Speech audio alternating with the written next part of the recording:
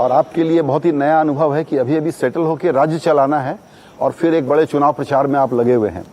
तो उसमें जो सबसे बड़ा चैलेंज है आपके लिए वो है कि मोदी की गारंटी तो हो गई, लेकिन अब आपको मोदी को गारंटी देनी है कि 29 में से 29। निश्चित रूप से, और मुझे इस बात का पूरा भरोसा है, प्रदेश की जनता ने माननीय मोदी जी के 10 साल के कार्यकाल को देखा है। वैसे भी हमारे प्रदेश में 2014 में हम 27 जीते थे, 2019 में गुना हम जीते थे। अब माननीय श्रीमान सिंधिया जी भी हमारे साथ आ गए, तो स्वाभाविक रूप से 28 हो चुकी है और 29वीं केवल लोकसभा छिंदवाड़ा बची थी। तो हमने जिस ढंग से कैंपेन की है और जनता का जो प्रतिसाद मिला है, मैं निश्चित कह सकता हूँ कि छिंदवाड़ा भी हम जीत रहे हैं। तो छिंदवाड़ा जीतेंगे तो एक बहुत ही बड़ा रिकॉर्ड बनेगा, लेकिन चूंकि ये तीसरे बार की इनकम्बेंसी है तो ऐसा हो सकता है कि एक आध सीटें चुनौती आगे पीछे और कहीं 28 का 27, 26, 25 तो नहीं हो जाएगा। नहीं, ये तो कहीं से संभव ही नहीं है। माननीय मोदी जी के काम से जनता जिस ढंग से आनंदित है, आपको एक उदाहरण देता हूँ। माननीय मोदी जी ने पिछले इसी विधानसभा चुनाव में, जिसमें हम लोग जीत करके आए, एक स्लोगन चला, एमपी के मन में मोदी, मोदी के मन में एमपी। इतना हिट हुआ, आपके सबके बड़े बड़े राजनीतिक पंडितों के सारे रिकॉर्ड ध्वस्त हो गए जो कह रहे थे कि यहाँ सरकार बीजेपी की नहीं बन रही है। तो लगातार हम 2003 से बीजेपी यहाँ सरकार में है, एक सवा साल कांग्रेस का छोड़ दे तो लगातार बीजेपी। तो मोदी जी के उस भाव के कारण से राजस्थान भी जीते, मध्य प्रदेश भी जीते और छत्तीसगढ़ भी जीते। तो इसलिए मोदी जी का कोई एंटी इनकम्बेंसी वाला मामला नहीं, मोदी जी को तो और उसका लाभ मिल रहा है और हमको भी लाभ मिल रहा है। इनफैक्ट आप सही कह रहे हैं कि विधानसभा में जो मोदी प्रीमियम है वो लोकसभा में उससे ज्यादा हो जाता है। जरूर। तो इस बार वोट शेयर का नंबर आपके दिमाग में क्या है? देखिए, बहुत स्पष्ट है। पिछली बार हम अपना अभी लेटेस्ट अगर स्टेट में देखा जाए तो हम लास्ट चुनाव में 44 थे, लेकिन इस बार 48% पे गए विधानसभा में।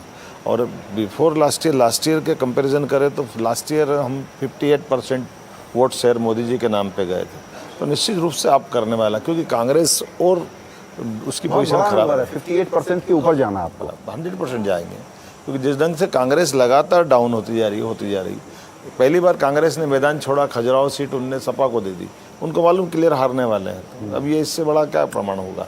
सपा ने वापस गले डाली कांग्रेस की, दोनों ने मिलकर बीच में कैंडिडेट फंसाया, ना उनका रहा ना इनका रहा, कुल मिलाकर कैंडिडेट ही नहीं है। तो आखिर ये सब चीज़ें लक्षण दिखाई देते हैं। आप छिंदवाड़ा राजगढ़ कांग्रेस के स्टार प्रचारक हैं, लेकिन एक बार भी अपनी लोकसभा छोड़ के बाहर नहीं जा पा रहे। ये अपने आप में संकेत आते हैं कि आखिर इनके प्रदेश अध्यक्ष कांग्रेस ने कहा कि सबको चुनाव लड़ना चाहिए, लेकिन अध्यक्ष जी ने कहा मैं नहीं लड़ूंगा। तो जो ना प्रदेश अध्यक्ष लड़ना चाहते हैं, ना स्टार प्रचारक अपनी भोपाल में राजगढ़ के बजाय दिग्विजय सिंह जी पिछली बार यहाँ लड़े थे, उनसे कहा यहाँ से लड़िए, तो बोले नहीं मैं राजगढ़ लड़ूंगा। तो जहाँ कैंडिडेट राजगढ़ में ही है या वो घूम रहे हैं राज्य में? मैंने कहा केवल राजगढ़ में। और उन्होंने तरीका निकाला कि मैं पद यात्रा करूँगा। ये कुछ भी कर ले, कांग्रेस के लोग सफल नहीं होने वाले। एक बात और, एक फेज का चुनाव हो गया तो जो शुरू में आप अपना एक नैरेटिव लेके जा रहे थे कि इन मुद्दों पर आप फोकस करेंगे, तो पहले फेज के बाद वही बात आप कह रहे हैं या दूसरे फेज में और आगे चलते हुए आपके नैरेटिव में परिवर्तन है? नहीं, हमारी नैरेटिव में कोई परिवर्तन नहीं है। हमारी बहुत सुस्पष्ट नीति है। मोदी जी उनके भाषण में जो बात कहते हैं कि डबल इंजन की सरकार है, तो हमारी सरकार ऑलरेडी बन चुकी है और राज्य सरकार को केंद्र सरकार से जो भरपूर मदद मिलती है उसी भाव को लेके हम आगे बढ़ रहे हैं। जैसे आपको उदाहरण देना चाहूँगा कि हमारे यहाँ नदी जोड़ो अभियान एक बहुत बड़ा पहला भारत का प्रोजेक्ट है, केन बेतवा नदी योजना का। उसमें माननीय मोदी जी द्वारा 45,000 करोड़ की योजना दी गई है, जिसमें से हमारे बुंदेलखंड के खजुराहो यानी छतरपुर, सागर, पन्ना, बीना, ये पूरा बेल्ट हमारा उससे लाभान्वित होने वाला है। एक नदी जोड़ो अभियान हमारा पार्वती, काली सिंध और चंबल पीकेसी योजना के अंतर्गत। ये राजस्थान और मध्य प्रदेश के बीच 20 साल से उलझा हुआ प्रकरण था। कांग्रेस के टाइम पे इसको बार बार उलझाते रहे, लेकिन हमने जैसे सरकार बनी तुरंत उसमें माननीय मोदी जी का लाभ मिला और ये योजना लागू कर दी। 35,000 करोड़ हमको उसमें मिलने वाला है। तो पानी का एक एक बूंद खेती के लिए भी और घर के लिए भी, और पानी से ये बात जानते हैं कि खेती आधारित हमारा राज्य है, तो उसका बड़े पैमाने पर हमको लाभ मिल रहा है। ऐसे कई प्रोजेक्ट हैं, एजुकेशन है, हेल्थ है, टूरिज़्म है, जहाँ केंद्र सरकार से लगातार हमको मदद मिल रही है। तो हमारा तो एकमात्र नैरेटिव है कि हम रोजगार परक प्रदेश को बनाना चाहते हैं और किसानों की, दूध उत्पादकों की, सभी प्रकार की जीवन की जो जो ज़रूरतें हैं उनकी पूर्ति करते हुए ये राज्य को प्रोग्रेसिव बनाना है। जी, इस विषय को थोड़ा और खोलते हैं। जैसा आपने कहा कि रोजगार परक और खेती बुनियाद है, मध्य प्रदेश के लिए बहुत इंपॉर्टेंट है। तो सिंचाई, बिजली, खेती ये आपके विकास का आधार बनेगा। लेकिन आप एक नए मुख्यमंत्री के रूप में जब काम शुरू कर रहे हैं तो एक होता है ना कि अपना एक विजन, कि मेरा फोकस, मेरा जोर इस बात पे रहेगा, उसकी कुछ क्लैरिटी अभी आपको आ रही है कि क्या आप किस पर प्राथमिकता देंगे? मेरी क्लैरिटी बहुत क्लियर है। जैसे उदाहरण के लिए मैं बताना चाहूँगा कि हमारे यहाँ कृषि विकास दर 25% चली गई। अब एग्रीकल्चर में इससे आगे और ले जाना ये बड़ा एक तरह से वो सेटल हो गया है। तो हमारे पास किसानों की खेती के अलावा आय बढ़ाना है तो दूध उत्पादन हो सकता है। तो दूध उत्पादन के मामले को लेकर के मैं अमूल की डेयरी प्लांट वालों के पास भी गया था, अपने यहाँ कोऑपरेटिव वालों के साथ भी बात कर रहा हूँ, भारत सरकार के पशुपालन के विभाग से भी बात कर रहा हूँ कि कुल मिलाकर के दूध उत्पादन के मामले में क्या क्या हो सकता है, कैसे कैसे करना चाहिए।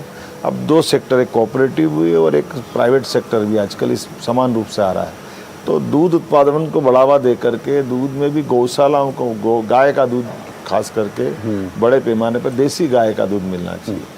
तो इस तरह से कई प्रोजेक्ट में दूध उत्पादन के माध्यम से खेती किसानी के क्षेत्र में होता है। लेकिन भौगोलिक दृष्टि से हमारे प्रदेश में इंडस्ट्री की संभावना भी बहुत है। इंडस्ट्री भी अलग अलग प्रकार की है। जैसे कई माइनेज आधारित इंडस्ट्रियाँ हैं जिसमें हम काम कर सकते हैं। कई बड़ी संख्या में आबादी वाले बेल्ट है, जैसे बुंदेलखंड का बेल्ट है, मालवा का बेल्ट है, जहाँ हम अपनी रेडीमेड गारमेंट्स लगा के बाकी इंडस्ट्रियों को प्रोत्साहन दे रहे हैं। और ख़ास करके महिला आधारित उद्योगों को लेकर भी रोजगार परक, बड़ी मशीन से केवल उद्योगपति का लाभ मिले, इसके बजाय लोगों को रोजगार मिले।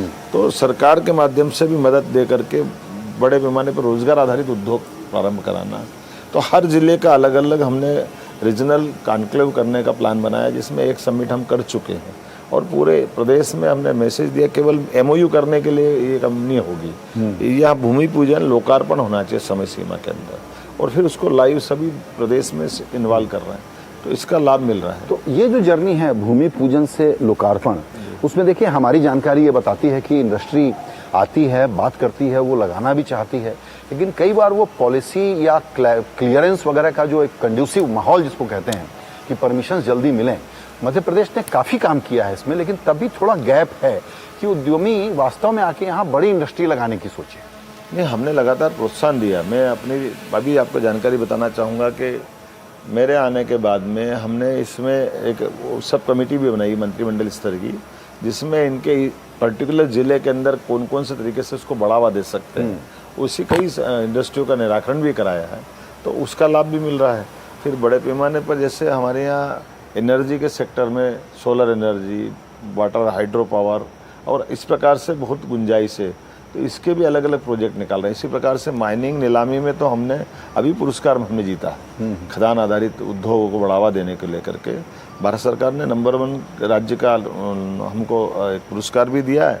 और ये जो पारदर्शिता के साथ खदानों की नीलामी कराते हुए उसमें उद्योगों को ले आमंत्रित करना है, ऐसे अलग अलग सेक्टर में लगातार हम काम कर रहे हैं और उसका लाभ भी मिल रहा है। तो उद्योग जिसमें कि मैं समझता हूँ कि एग्रो बेस्ड टेक्सटाइल माइनिंग, ये क्लियर फोकस आपका। बराबर।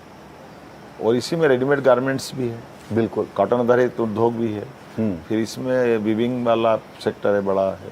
साथ ही साथ हमारे यहाँ भी हमने कहा कि भाई जो देखो, मैं आपको वैसे उदाहरण दे रहा हूँ कि ग्रामोद्योग, हस्तशिल्प, इसमें भी बड़े पैमाने पर रोजगार है। जैसे मैंने अभी शुरू कराया कि महाकाल के महालोक बनने के बाद बड़े पैमाने पर लोग आ रहे हैं, लेकिन महाकाल के महालोक में FRB की प्रतिमा बन गई। तो वो एक चूँकि बनाने का एक समय सीमा के अंदर एक महाकाल का महालोक बताना था, तो वो उस समय तो ठीक था, लेकिन काल के प्रभाव में कोई मंदिर में FRB की प्रतिमा नहीं लगना चाहिए। तो हमने मूर्ति शिल्प का एक कार्यशाला लगा दी और मूर्ति शिल्प की कार्यशाला के बलबूते पे 2-3-4 साल में सारी मूर्तियां रिप्लेस कर देंगे। तो मूर्ति शिल्प केवल जयपुर पे क्यों निर्भर होना चाहिए, हमारे यहाँ भी प्रदेश में बन सकती है।